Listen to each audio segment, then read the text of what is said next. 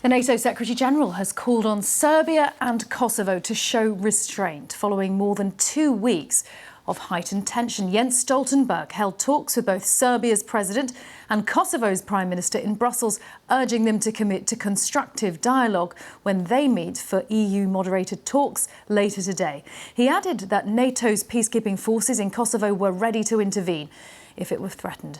Tim Judah is a veteran foreign correspondent and war reporter who's covered the Yugoslav wars in the Balkans. He's been telling me about this latest escalation.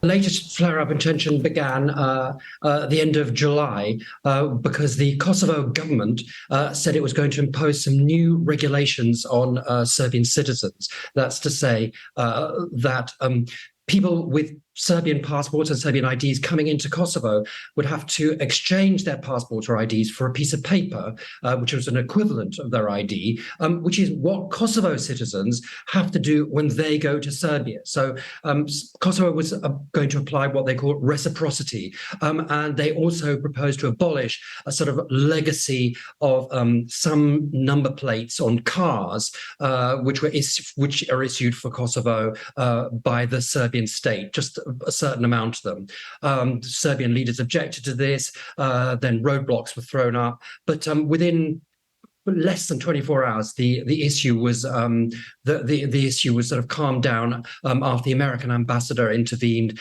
and the Kosovo government said it would postpone these measures for a month. But what has happened is it has led to these meetings with NATO Secretary General yesterday and with Mr. Borrell, the EU foreign policy chief, today, and more importantly, meeting together the Kosovo and Serbian leaders, which they haven't done for a year or so. And the whole structural problem has always been that Serbia has never accepted the existence of Kosovo as a state. Absolutely right. I mean, Kosovo used to be a province of Serbia, but it's populated by 90% plus ethnic Albanians, and Serbs are a small minority, 6 or 7%. However, they live in certain areas, especially the north, which abuts Serbia. And frankly, de facto, the north is controlled by the Serbian authorities, even though it is within Kosovo. And so that's why it's possible. And it's easy for the Serbian authorities to organise barricades, etc., if they want to. Now, there's still the presence of peacekeepers. How dangerous are you viewing this as? And another line on this: how much of a role is Moscow playing in everything that's going on?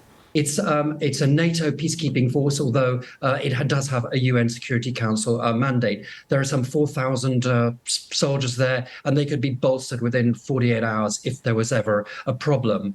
When on July the 31st, that night when there was this tension growing, what happened was that social media was awash with people who had no idea what they were talking about, saying that Serbia was being a Russian proxy. It was opening a kind of second front of, against Ukraine in the West, and it was beginning to invade Kosovo, which was all complete nonsense.